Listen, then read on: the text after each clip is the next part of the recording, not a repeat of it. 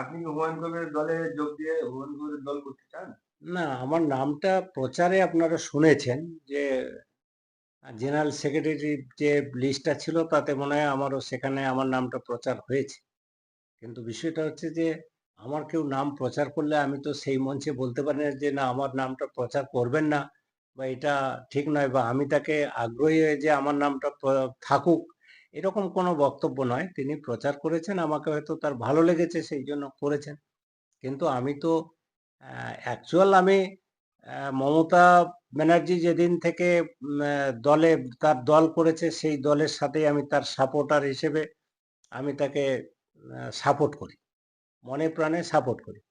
অতএব এখানে রাজনীতির বিষয়টা ঊর্ধ্বে।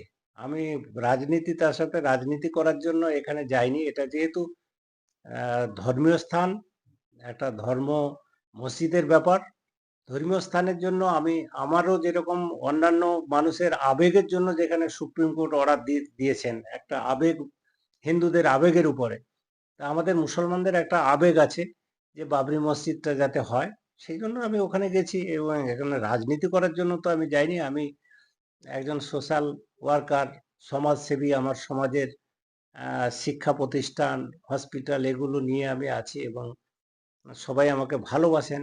আমি যে হুমায়ুন কবিরের নূতন ইয়েতে আমি গিয়ে সেখানে যোগ দেবো বা তার সাথে করবো এরকম কোনো চিন্তা ভাবনা আমার মধ্যে এখনো পর্যন্ত আসেনি, বা আমাকে কোনো মিটিং মিছিলে তারপরেও কোনোদিন আর ডাকারও দেখিনি, ডাকেও নি আর আমি যাইও নি। মানে যে নাম ঘোষণা যখন করেছিলেন দলের নাম আত্মপ্রকাশ করার সময় আপনার সাথে আলোচনা করেছিল যে আপনাকে এই পদটা দেওয়া হচ্ছে কি কি আগে? না না, এরকম কোনো আমাকে ডেকেছিল যে আপনি আসবেন ওই দিন, আমি গিয়েছিলাম। যে আমার সাথে আলোচনা করে কোনো কিছু করবে সেরকম করেছে সেরকম কিছু না। তারপর থেকে আর কোনো যোগাযোগ? যোগাযোগ হয়, এমনি কথাবার্তা হয় এই টাকা পয়সার ব্যাপারে, যেটা মসজিদের ব্যাপারে করা হয়েছে। বা আমি মাঝে মধ্যে শুক্রবারে আর একটা শুক্রবারেও গিয়ে নামাজ পড়েছি, একসাথে দুজনেই নামাজ পড়েছি পাশাপাশি বসে। সেটা নামাজের নামাজের মসজিদে গিয়ে আমি দেখা হয়েছে, আমার সাথে দেখা হয়নি সেটা নয়। মানে আপনি বলতে চাচ্ছেন যে আমি মসজিদের সঙ্গে আছি কিন্তু ওরা রাজনৈতিক দলের সঙ্গে আপনি থাকেন, না, তাই তো? রাজনীতি রাজনীতি শুনুন, একটা জিনিস আমি বলি, রাজনীতি আলাদা জিনিস। এখন আমাদের বর্তমান যে সরকার আমাদের মমতা যে তৃণমূল সরকারটা পরিচালনা করছে, সেখানে আমরা তো তার সাথে একটা যুক্ত আছি এবং সেইভাবেই আমরা চলছি তাকে সাপোর্ট করি। এবং মুসলিমদের চিন্তাভাবনার, অনেক মুসলিম ওখানে, যে সব মুসলিম যে তৃণমূল ছেড়ে চলে গেছে এটা নয়। কিছু মুসলিম সেখানে গেছেন যারা আবেগ প্রবণতার মাধ্যমে গেছে, কিন্তু আবেগে সবকিছু কাজ হয় না। আবেগ নিয়ে কোনো কিছু কাজ সমাধা করা সম্ভব নয়। সেই জন্য আমি আমার যে দল, আমি যাকে সাপোর্ট করি, মমতা ব্যানার্জির প্রয়োজন আছে পশ্চিমবঙ্গে। এটা অস্বীকার করা যাবে না, কেউ অস্বীকার করলে সে ভুল করবে। যতই যেই পার্টি করুক না কেন, মমতা ব্যানার্জি মমতা ব্যানার্জি, তার মুখ আলাদা, তার কার্যকলাপও আলাদা। এটাই হচ্ছে আমার নীতি। মানে হুমায়ুন কবিরের বাবরি মসজিদ ইতিমধ্যেই তিনি তৈরি করবেন বলে ঘোষণা দিয়েছেন। ভিত্তি স্থাপনের দিনে আপনি 1 কোটি টাকা দেবেন বলেছিলেন, দেবেন বলে ওয়াদা করেছিলেন। তো আপনার সেই টাকা কি দেওয়া হয়ে গিয়েছে না কবে দেবেন? না, এটা আমি ওয়াদা করেছি টাকা মসজিদের জন্য দেওয়ার। টাকা এখনো পর্যন্ত দেওয়া হয়নি, তবে টাকার আমি একটা ব্যবস্থা করে রেখেছি ওখানে টাকা দেওয়ার জন্য। অবশ্যই এটা ওয়াদার টাকা, এ তো ইনশাল্লাহ মসজিদে আল্লাহর সাথে ওয়াদা করা, এটা আমাকে দিতেই হবে এবং আমার ট্রাস্টের পক্ষ থেকে সেটা সিদ্ধান্তও নেওয়া হয়েছে দেওয়ার জন্য। তো ঘোষণা করার পরে হুমায়ুন কবির তরফ থেকে কোনো রকম ভাবে এই পয়সার জন্য চাওয়া হয়েছিল যে দিন কোনো আর বিষয়ে? পয়সার কথা বলেছেন যে পয়সা তো দরকার। হ্যাঁ, পয়সা প্রয়োজন আছে, এটুকু বলেছেন যে এখন টাকা পয়সা, জমি জায়গা কিনতে হচ্ছে। ঠিক আছে, আপনারা, আমি দেখছি ইনশাল্লাহ ওটা হয়ে যাবে। এইভাবে আছে আমরা, সেজন্য একটা প্রস্তুতি আমার ট্রাস্টের পক্ষ থেকে নিয়েছি। আমার ট্রাস্টের পক্ষ থেকে ওনাকে, আপনি হয়তো সেদিন এতেই ছিলেন, আপনি হ্যাঁ, আপনাকেও দেখেছি আমি সেদিন, সম্ভবত আপনি হ্যাঁ। রিপোর্টিং করছিলেন। না বাবরি মসজিদের যে যার জন্য আপনি টাকাটা দান করছেন তো সেই মসজিদ তৈরির প্রস্তুতি, জায়গা চিহ্নিতকরণ, জায়গা কেনা কতদূরে এগিয়েছেন, কতটুকু জানেন আপনি?